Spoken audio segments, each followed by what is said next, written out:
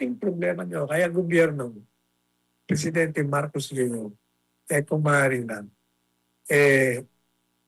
sundin mo yung patakarang panglabas mo. May pinal na petsa na para sa pagsisimula ng paglilitis kay dating Pangulong Rodrigo Duterte sa ICC. Ngunit ang pinal na takbo nito ay nakadepende pa rin sa kanyang kalusugan. Alamin natin ang detalye sa report ni Kai Villan. Inihayag ng ICC Trial Chamber 3 na magsisimula na ang paglilitis laban kay dating Pangulong Rodrigo Duterte sa Nobyembre 30 ng taong ito. Sa kauna-unahang status conference ng kaso, ipinag-utos ng korte na isagawa araw-araw ang trial hanggang bago magsimula ang winter judicial recess ng international na korte. Plano ng chamber na magdaos ng paglilitis 5 araw kada linggo. Ngunit dahil sa pabago-bagong kalusugan ng may edad ng akusado, nilinaw ni Presiding Judge Joanna Kerner na maaari nilang baguhin ang schedule para bigyan ng day off si Duterte base sa isusumiteng fitness report. Una na ngang inihayag ng korte na aatasan nito ang 3 medical experts na dati nang nagsuri kay Duterte upang magsagawa ng bagong assessment rito. We have to wait for the report on the accused's fitness, and they will specifically be asked to, if they find him fit to stand trial, about the proposed sitting. The chamber would obviously like to sit, subject to witness problems, 5 days a week. But we note the recommendations that were made for the confirmation hearing. And so it may well be that we'll have to adjust it if we have to have a day for the accused not to be in court each week. Ayon sa korte, ang kalusugan ni Duterte ang pangunahing dahilan kung bakit dapat nang madaliin ang proseso at bawasan ang mga paulit-ulit na testimonya. And the last thing is, and I think that's a general comment, it really is incumbent, as I say, in particular because of this case, because of the health of the accused, that the evidence is kept to the minimum possible, and the chamber would not expect to hear from witnesses all saying the same thing.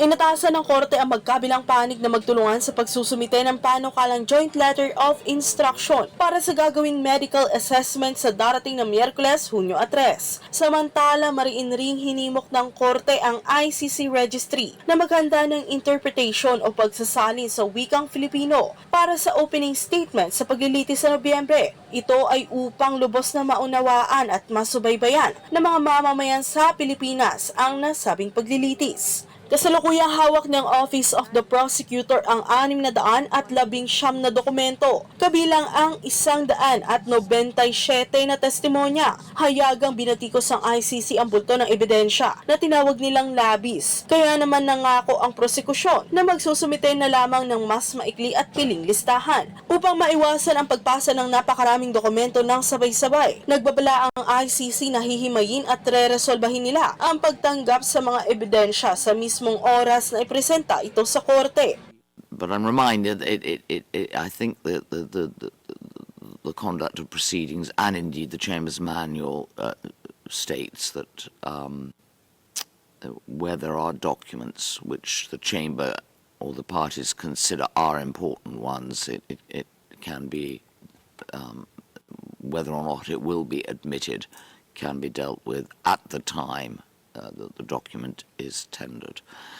But I really do emphasize we don't expect to be drowned in documents. Nakiusap naman ang legal representative ng mga biktima na regular silang abisuhan sakaling may agreed facts sa pagitan ng prosekusyon at depensa upang masigurong hindi mababaliwala ang interes ng mga biktima na sinang-ayunan naman ng korte. Upang ihanda ang lahat ng usapin bago ang paglilitis sa Nobyembre 30, nagtakda ang ICC ng susunod na status conference sa darating na Hunyo 23 at Hulyo 14. Para sa Diyos at Pilipinas kong mahal, kay Vilan, SMNI News. Ayan, Attorney Sala, ano po ang inyong komento sa recent na pahayag na ICC? First, open on kayo, ha? Nag-o-open on ng ano nyo. Nawawala kayo sa screen, nawawala yung boses nyo. Basta wala, blanco. Pakiayos nyo para kumpletong-kumpleto yung pakikinig ko sa inyo. Ayan. Anyway, from what I gather, yung pong ginawa na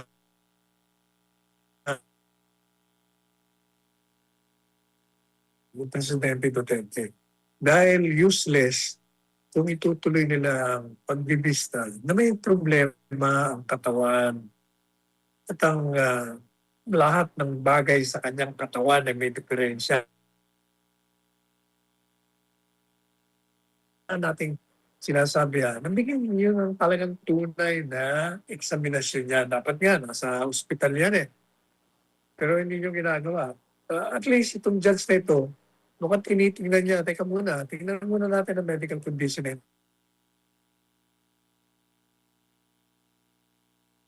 November pa ang umpisa ng trial. Ang tagal nun. Ano ba ngayon? Mayo, Hunyo, Hulyo, Agosto, Setyembre, Oktubre, o pero mo 6 na buwan bago magkakaroon. Pagkatapos, yung daw prosecution, mayroong 70. Diyos ko, may 70. 70 witnesses daw. Hindi mo malaman kung saan pinagkukuha nila. Kaya sabi ng judge, pa-exian nyo lang, yung mga importante lang, hindi kung sino-sino nilalagay nyo. Talagang gusto nyo patagilin ng pagbibista ron. Talagang gusto yung mamahinga na si Presidente Duterte forever patatagalin nyo. Pero may problema kayo dyan. Malaking problema nyo. Kaya gobyerno, Presidente Marcos Jr., kung maaari na, sundin mo yung patakarang panglabas mo. Paulit-ulit mo na nga sinabi noon, kasama na yung Department of Justice Secretary, Solicitor General, na wala kayong jurisdiction. Kung wala kayong jurisdiction, ang ICC, ang ICC walang jurisdiction, ibig sabihin, hindi ka dapat nag-cooperate. Ang nangyari tuloy, hindi nag-cooperate. Ikaw naging engineer ng aresto. Kasi hindi naman ma-arrest yan nang wala kang pahintulot. Kasi kung presidente ng bansa, yung mga nasa baba, sumusunod lang din sa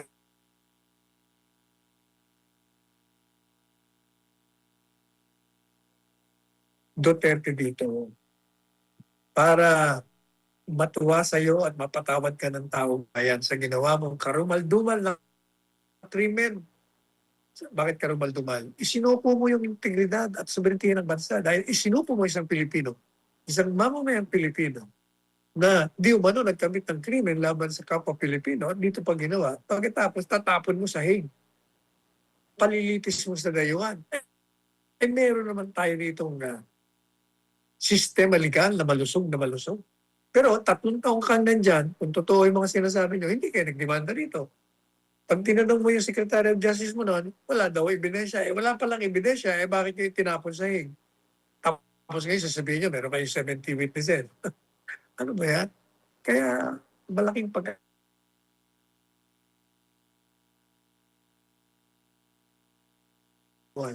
magkaroon na ng resolution dito. Natutuwa naman tayo at least may 5. May 5 na. So kailangan na lang ng ilan bang kailangan pa nito?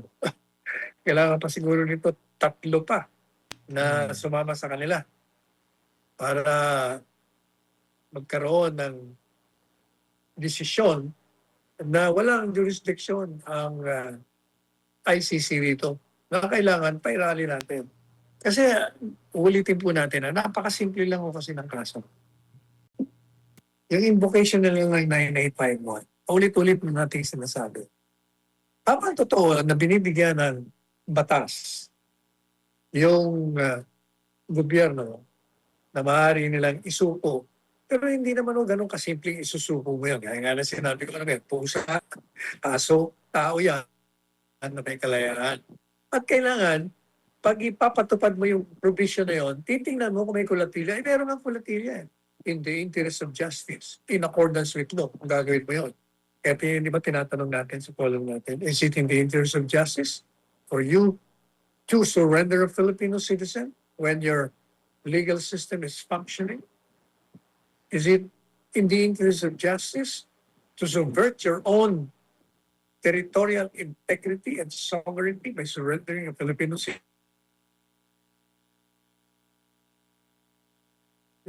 In the interest of justice, sa kabutihan ng katarungan, yan ang gagawin ng gobyerno. Parang yan ang po pwedeng idepensa. Ipagpalagay mo na na yun ang sinasabi ng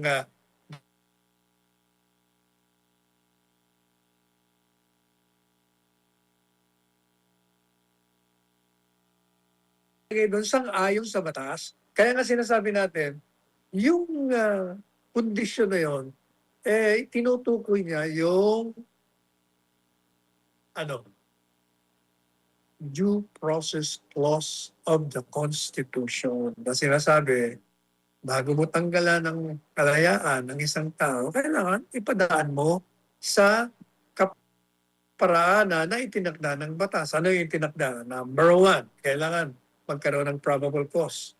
Pangalawa, kailangan yung probable cause na nakuha ng mga investigador, kailangan yung judge mismo, uulitin yung titingnan niya personal bago siya maglabas ng warrant of arrest. Madalit sabi, bibigyan mo ng pagkakataon na questionin ng warrant of arrest o ang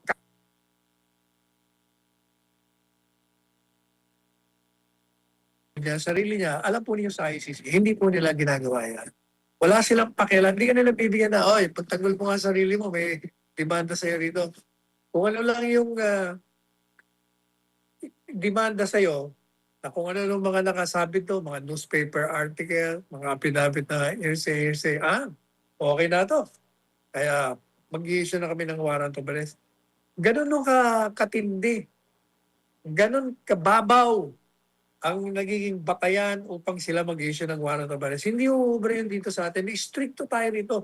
Kasi pinagpapahalagahan natin ang kalayaan ng isang mamamayan. Kaya kailangan, i-connect mo muna doon sa Bill of Rights, yung due process. Kasi kung ipagpipilitan mo, pwede kang sumuko. Kung ang basa mo doon sa Section 17, 9851, gaya